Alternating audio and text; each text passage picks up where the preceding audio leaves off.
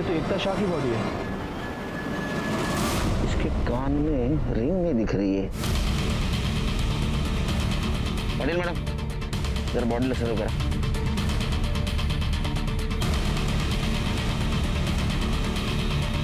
सिर पे गहरी चोट है, सिर की खून भी जमा हुआ लग रहा है।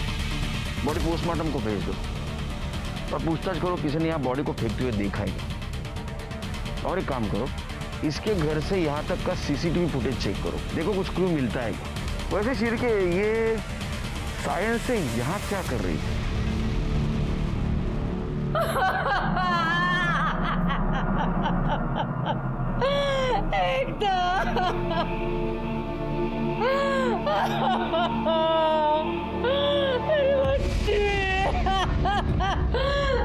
एकदम मुझे छोड़ के नहीं जा सकती। देखिए मैडम, संभालिए अपने आप को और एकता के मर्डरर को ढूंढने में हमारी मदद कीजिए।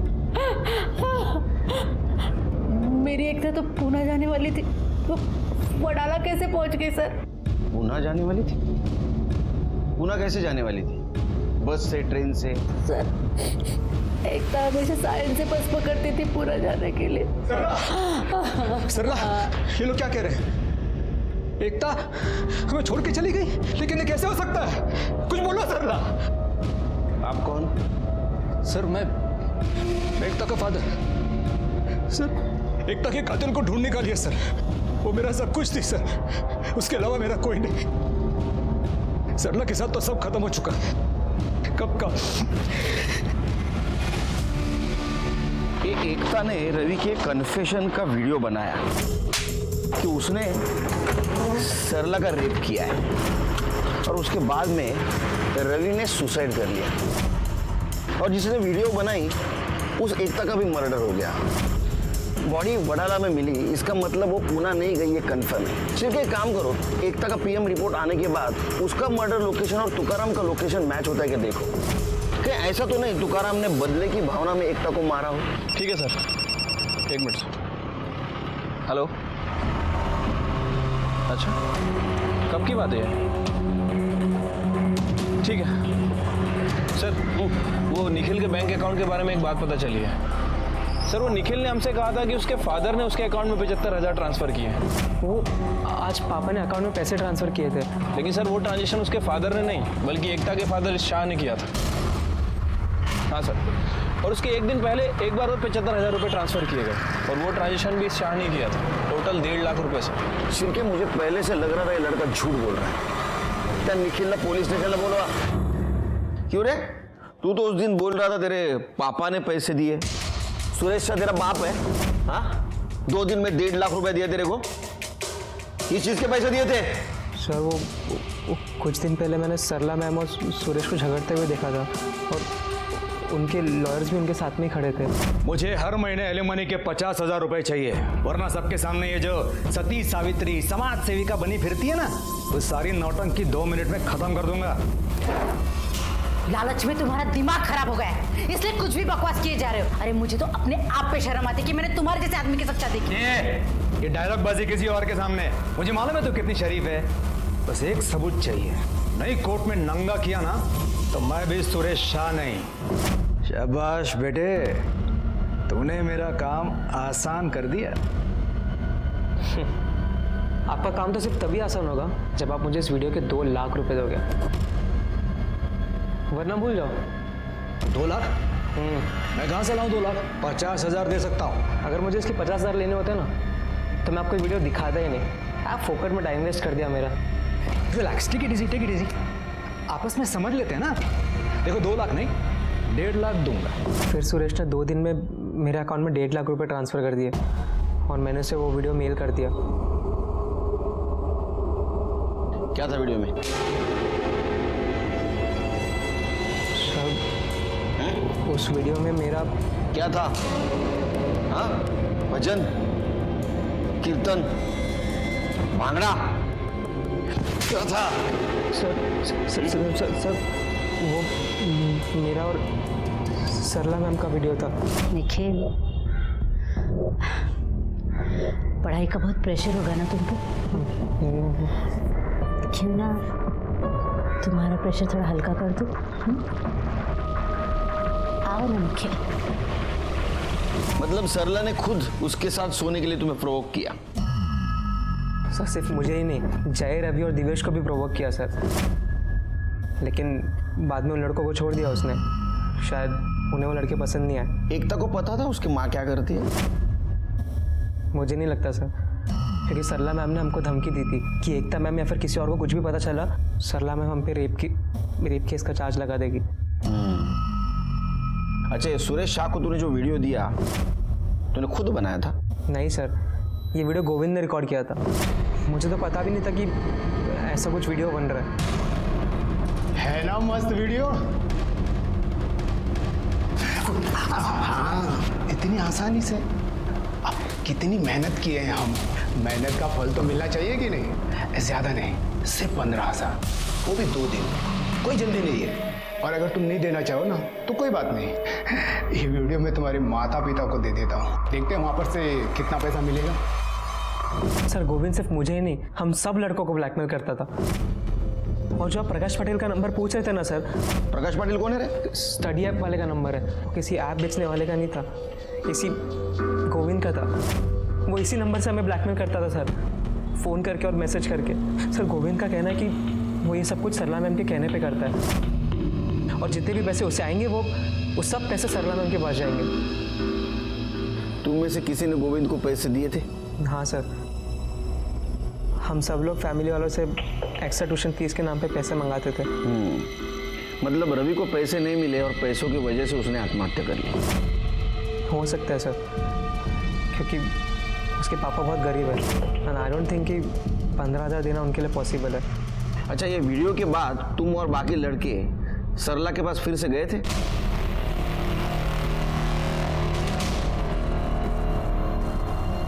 कितनी बार? सर अरे कितनी बेड़ा? सर गिनती याद नहीं है सर, जितनी बार उन्होंने बुलाया उतनी बार हम लोग गए थे। मैंने उन लड़कों के साथ रिलेशनशिप बनाया क्योंकि वो अडल्ट थे, मैंने कोई क्राइम नहीं किया। नहीं, बिल्कुल ये आपने क्राइम नहीं किया, लेकिन गोविंद के साथ उनका वीडियो बनाकर पैसों के लिए उन्हें ब्लैकमेल किया, यह क्राइम किया। मैंने ऐसा कुछ नहीं किया सर। किसने बताया आपको? इसने बताया आपको? ये झूठ बोल रहा है सर, मैंने ऐसा कुछ भी नहीं किया। वीडियो बनाएगा मेरा, ब्लैकमेल करेगा मुझे। झूठ नहीं है साहब, सच कह रहा हूँ मैं। इन्होंने कहा वीडियो बनाओ, नहीं तो नौकरी से निकाल दूंगी। इन्होंने कहा साहब, झूठ बोल रहा है। कहने पर किया, सभी के कहने पर किया। सर, प्रकाश पाटिल के नाम पर जो फ़ोन लिया गया था वो इस गोविंद के कमरे में मिला है, और इस फ़ोन में वो वीडियो, वो फोटो सब कुछ है, और वो मैसेजेस भी हैं जो उन 3 लड़कों को ब्लैकमेलिंग के लिए भेजे गए थे। देखो बेटा गोविंद, ये शिरके है ना, मार मार के आधा बना देगा, उससे पहले पूरी सच कहानी सुना दे, समझा? तूने मैसेज भेजा था? हाँ साहब, मैंने भेजे थे। बता, तूने उस रात रवि को क्या मैसेज भेजा था? यही कि अगर एक दिन में 20,000 का जुगाड़ नहीं किया ना, वो मैडम के साथ वाला वीडियो उसके माता पिता को दिखा दूंगा। शिरके, इसकी हड्डी पसली एक करो और इस पे चार्ज लगाओ, ब्लैकमेल और आत्महत्या के लिए मजबूर करने का। नहीं दो इसको। मुझे क्यों पकड़ रहे हो साहब? साहब, इनका मोबाइल था साहब, इनका मोबाइल था, इनके कहने पर मैंने मोबाइल उठाई दिया साहब। आपको पता है आपने क्या किया? देखिए सर, मैं गोविंद नहीं हूँ, मुझे भी लॉ के बारे में थोड़ा बहुत पता है, और वो जो चारों लड़के हैं ना, वो 18 साल के ऊपर के हैं। हमारे बीच में जो भी हुआ है हमारी मर्जी से हुआ है। मैंने किसी के साथ कोई जबरदस्ती नहीं की, मैंने कोई इल्लीगल काम नहीं किया। आपकी वजह से रवि की जान गई। आपकी बेटी आपको इनोसेंट समझती थी, और रवि से कन्फेशन के चक्कर में वो खुद कल्प्रिट बन गई, इसीलिए उसका मर्डर हुआ होगा। आपने दूसरों का नहीं, खुद का घर उजाड़ा है। आजकल सब पुलिस को लॉ सिखाते हैं।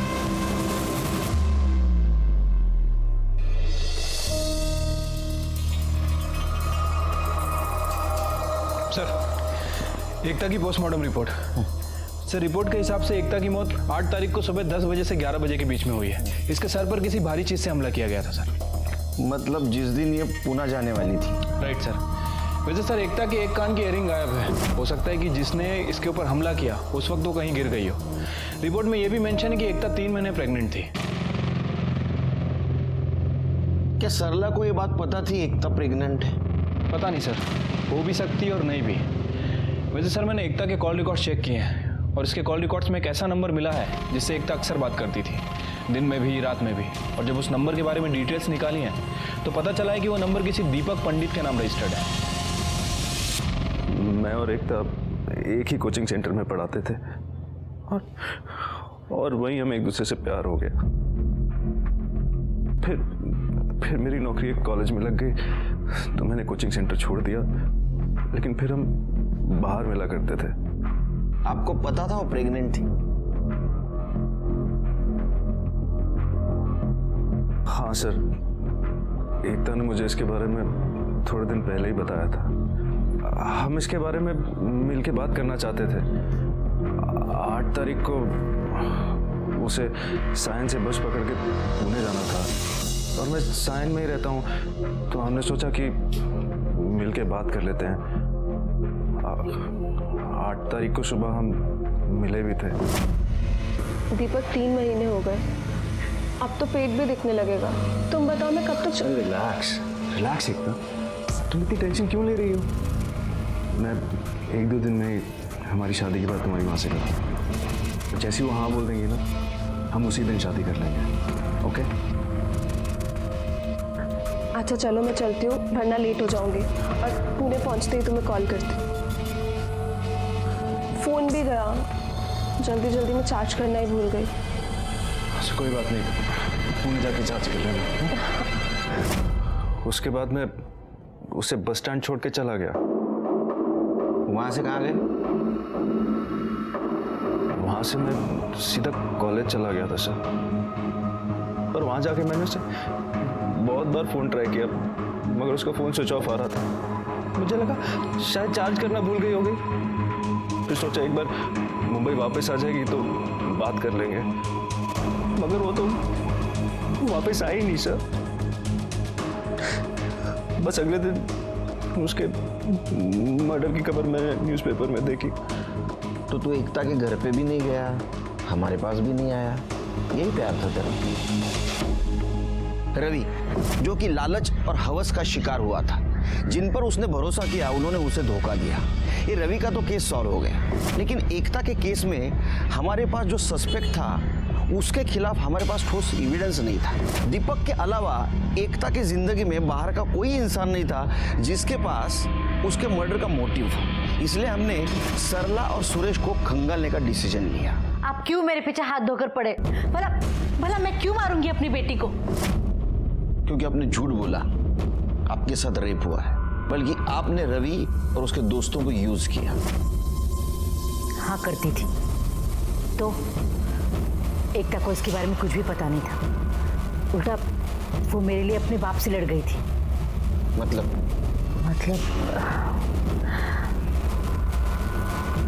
जिस दिन एकता पुणे जाने वाली थी उसके एक रात पहले सुरेश बहुत शराब पीकर घर आया था। अपने आप को बहुत शानी समझती है ना? वन मोर डे ऐसा एक्सपोज करूंगा ना, खुद आएगी मेरे पास। सेटलमेंट कर दे, सेटलमेंट कर दे। नहीं पापा, माँ ऐसा नहीं कर सकती। जरूर निखिल ने कुछ किया। निखिल ही नहीं, तुम्हारी माँ ने सबके साथ ऐसा किया है। रवि ने तुम्हारी माँ का रेप नहीं किया था, तुम्हारी माँ ने उसे फंसाया था अपने जाल में, फिर खुद बचने के लिए सारा इल्जाम उस बेचारे लड़के पे डाल दिया। रोते रोते अचानक गाड़ी के बाहर निकली और चली गई, फिर मैं भी वहां से चला गया सर। ये तुम्हारा विजन भी तो हो सकता है। उसको तुम बस स्टैंड लेके गए, फिर वहां से वडाले ले गए, उसको मार दिया और जंगल में फेंक दिया। नहीं सर, नहीं, ऐसा कुछ नहीं हुआ सर। उसके जाने के बाद मैं भी चला गया ऑफिस जाने के लिए नरीमन पॉइंट। सर मेरी बच्ची थी वो, मेरी प्यारी बच्ची, मैं कैसे मार सकता हूँ उसे? मेरा विश्वास कीजिए सर। छिड़के सर, इसको अंदर लेके जाओ। सर जब तक सच नहीं बोलेगा ना, पानी भी नहीं दूंगा सर। पानी दिखाना भी मत उसको। प्लीज सर, बट प्लीज मेरा विश्वास कीजिए सर। सुरेश शाह को हमने हिरासत में लिया था, लेकिन कुछ फायदा नहीं हुआ, क्योंकि उसका मोबाइल लोकेशन ये दिखा रहा था कि वो 11:30 बजे सायन से लेके नरीमन पॉइंट तक ट्रैवल कर रहा है, और उसके ऑफिस के सीसीटीवी कैमरे में भी वो दिख रहा था। और पीएम रिपोर्ट के हिसाब से एकता का मर्डर मॉर्निंग 10 से 11 के बीच में हुआ था। वडाला में मर्डर करके 15 मिनट के अंदर नरीमन पॉइंट पहुंचना मुश्किल है। एकता के इस मर्डर केस में हम डेड एंड तक पहुंचे थे, तभी एक बात मुझे सूझी। तो ये सरला के साथ जितने लोग भी कार्यक्रम करते थे, उन सब लोगों के तू वीडियो बनाता था, है ना? जी। तो ये 4 लड़कों के अलावा तूने और किसी का वीडियो बनाया था? बनाया। किसका? दीपक पंडित। दीपक पंडित? वो टीचर? तो तूने उसको ब्लैकमेल क्यों नहीं किया? किए थे सब, लेकिन वो लीडर निकला साहब, बोला जो करना है करो, एक पैसा नहीं दूंगा, और मुझे ही फंसाने की बात कह रहा था वो। कुछ लेने के देने ना पड़ जाए, इसलिए मैं भी सोचा जाने दो। अच्छा, सिरके, इसका मतलब ये दीपक का अफेयर सिर्फ एकता के साथ नहीं, उसकी माँ सरला के साथ भी चल रहा था। सौताला सियाना समझता हूँ माँ के साथ, बेटी के साथ। तो मैं मान रहा हूँ ना। जब मैं उसका ट्यूशन देने जाता था तो मेरा सरला के साथ रिलेशन था। तो ट्यूशन बंद हो गई, तेरा ये सब कुछ बंद हो गया, तो उसको मिला नहीं?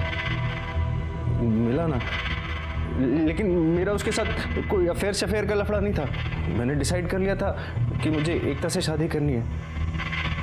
मैंने सोच लिया कि ये सब काम मैं छोड़ दूंगा। देखा सिरके, कितना जेंटलमैन आदमी है ये, ईमानदार। चल सुना, ईमानदारी की कहानी सुना।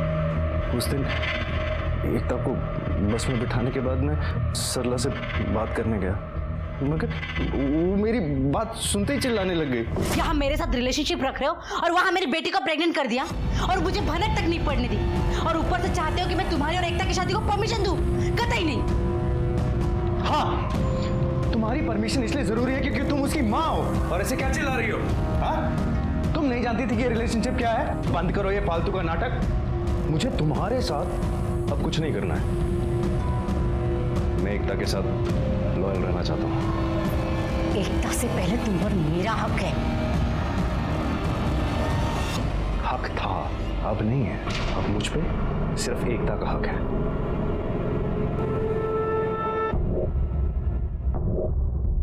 अच्छा, तो फिर एक आखिरी बार, फिर तुम्हें जहां जाना है वहां तुम चले जाओ। मैं जानता था कि सरला मुझे इतनी आसानी से नहीं छोड़ेगी। माँ, माँ,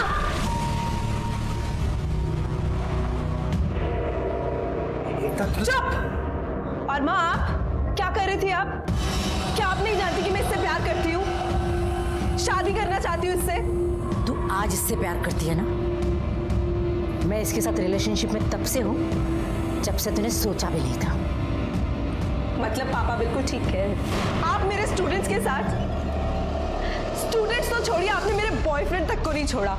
और तुमने जब मुझे प्रपोज किया था तब से तुम मेरी माँ के साथ। एकता, प्लीज एक बार मेरी बात सुन लो। एकता, चले जाओ यहाँ से, और आइंदा मुझे अपनी शक्ल मत दिखाना। मैंने आज से पहले एकता को कभी इतने गुस्से में नहीं देखा था। मैंने उसका बहुत दिल दुखाया सर। मैं जानता था कि वो मुझे कभी माफ़ नहीं करेगी। फिर मैंने सोचा शायद टाइम के साथ साथ सब ठीक हो जाएगा, मगर मुझे वो मौका ही नहीं मिला। क्या प्रूफ है तू वहां से निकला था? हाँ, नहीं, ऐसा भी तो हो सकता है कि तेरे को एकता ने देख लिया उसके माँ के साथ, तुझे लगा अब अपनी बदनामी हो जाएगी, तूने एकता को मार दिया। सर मेरे पास कोई प्रूफ नहीं है, लेकिन मैं एकता को मार नहीं सकता सर। मैं उससे बहुत प्यार के पंछी, बहुत होगी तेरी कहानी। पिछली बार भी यही सुनाया था, सब झूठ है। सच कहानी क्या है ना, लिख के रख, और तेरे को सुना नहीं हो मुझे बुला, तब तक यहीं बैठने का कर रे। इधर बसून ठेवायला हो सर।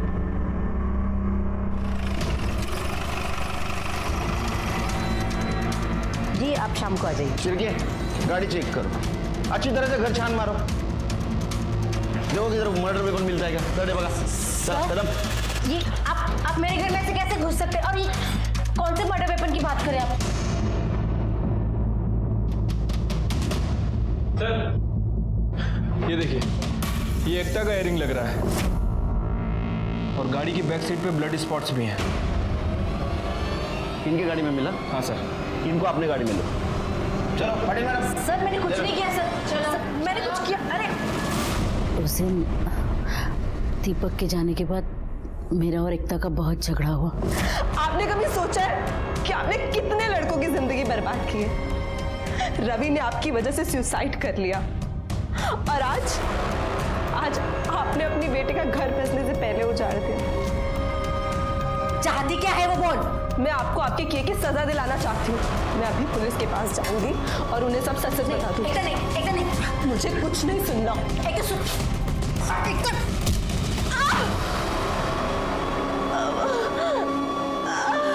उस दिन जब मुझे होश आया तो मैंने देखा कि और देखो कहीं सुसाइड नोट लिख के रखी है क्या? ठीक है। कपिल, ये लड़का कहाँ का रहने वाला था? नासिक। उसके फैमिली को इन्फॉर्म कर दो। जी सर। सर पूरे कमरे की तलाशी ले ली और बॉडी को भी चेक किया है, लेकिन सुसाइड नोट नहीं मिला है। बॉडी को पोस्टमार्टम के लिए भेज दो। अच्छा, बॉडी को किसने देखा था सबसे पहले? सर मैंने। सर रवि रूममेट था मेरा। कल रात जब लैपटॉप में मूवी देख रहा था मैं तो। अरे यार तू फिर से यहाँ पे फिल्म देखने लग गया है। कल एकता मैम मेरा टेस्ट लेने वाली है, तू बाहर जा, मुझे पढ़ाई करनी है। यार हमेशा पढ़ाई करनी है, ठीक है मेरे नाम का पढ़ लेना तू। जा रहा हूँ मैं। तो आप रात भर हॉल में थे, रूम में नहीं गए? सर रूम में तब जाता जब वो दरवाज़ा खोलता। रात को 2:30 बजे जब मूवी खत्म हुई तो मैंने दरवाज़ा नॉक किया, उसको आवाज़ भी लगाई, लेकिन उसने दरवाज़ा नहीं खोला तो मैं बाहर हॉल में ही सो गया। फिर सुबह क्या हुआ? मैं विंडो से देखने गया कि वो दरवाज़ा क्यों नहीं खोल रहा है। जब मैंने विंडो से देखा तो वो पंखे से लटका हुआ था। सर मैंने सरला मैम को इन्फॉर्म किया। तुम रवि के रूममेट हो ना, तो उसके बारे में काफ़ी कुछ जानते हो। क्यों सुसाइड किया होगा उसने? मुझे तो यकीन नहीं हो रहा है कि उसने सुसाइड कर लिया। उसकी लाइफ में कोई प्रॉब्लम नहीं थी, ना ही कोई उसको बुरी आदत थी। सीधा साधा खुश रहने वाला बंदा था सर। नई मूवी आई है क्या? ओए ये ले, तू भी थोड़ा रिलैक्स हो जा भाई। नहीं भाई, तुम लोग भी पियो। मुझे रिलैक्स होना होगा तो मैं कोई मोटिवेशनल बुक पढ़ लूँगा। अबे किताबी कीड़े, एक दिन तो मस्ती कर ले। मस्ती तो मैं कर रहा हूँ, और मुझे मस्ती करने के लिए ना ये सब दारू की जरूरत नहीं पड़ती, समझा? तुम सब ने कुछ और देखा सुना? सर कल रात को तो हम लोग जल्दी ही सो गए थे। सुबह जय की 7 बजे चिल्लाने की आवाज़ सुनी तो उठे और देखा तो। तुम दोनों कहाँ थे? सब हम लोग रात को अपने रूम में ही थे और सर हम लोग भी जल्दी सो गए थे। सच बोल रहे हो? हो सर। ये बंगला आपका है? जी सर, ये हमारी पुश्तैनी प्रॉपर्टी है। यहाँ मैं और मेरी बेटी एकता रहते हैं। तो अब दोनों ही रहती है बंगले में? आपके पति नहीं रहते आपके साथ?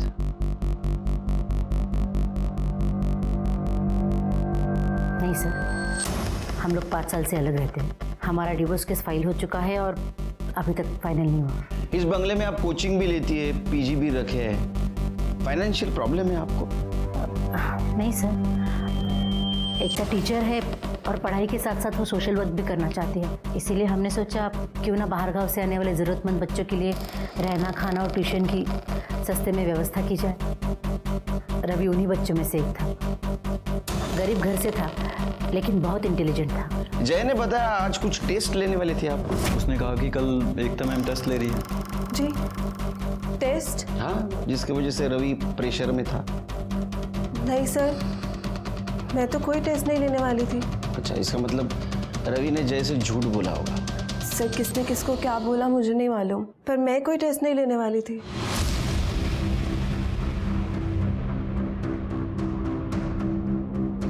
आप इतनी घबरा क्यों रही है?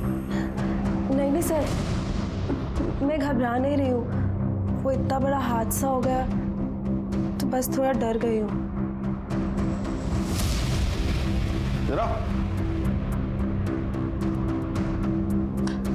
नाम क्या तुम्हारा?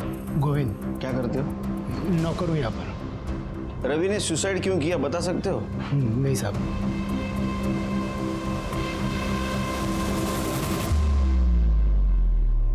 नमस्कार, मैं सीनियर इंस्पेक्टर सुनील केलकर। जब मेरी पोस्टिंग माटुंगा के पुलिस स्टेशन में थी, रवि का यह केस मेरे पास आया।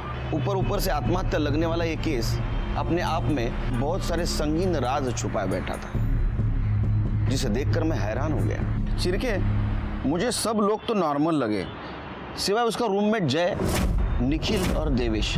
वो काफी घबराए हुए लगे। क्या वजह हो सकती है उनके घबराने की? एक काम करो, उनका मोबाइल डाटा चेक करो, पता चलेगा। ठीक है सर। वैसे सर वो रवि के फ़ोन को चेक किया है, लेकिन उसके फ़ोन में कुछ मिला नहीं है सर। और सर सबसे अजीब बात, उसके फ़ोन में ना तो कोई फ़ोटो है, ना कोई वीडियो, ना कोई टेक्स्ट मैसेज।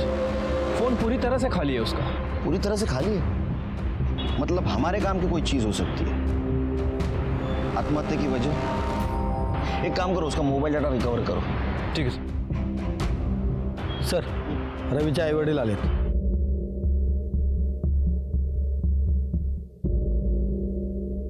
साहब, हम लोगों को यहाँ क्यों बुलाया है? बैठे आपके बेटे रवि के बारे में पूछताछ करनी थी, त्याच्याबद्दल काहीतरी सांगा।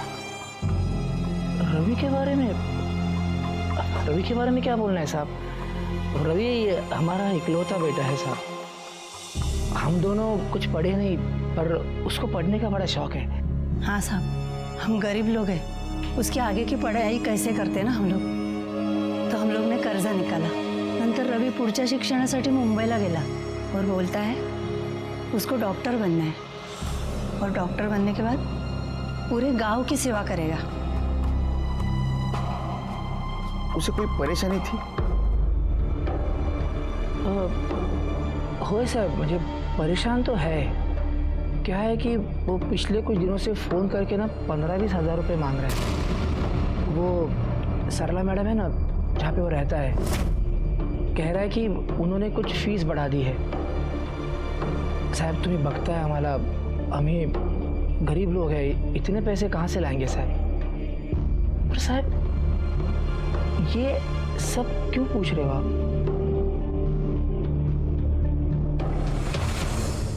आपके बेटे रवि ने आत्महत्या की है,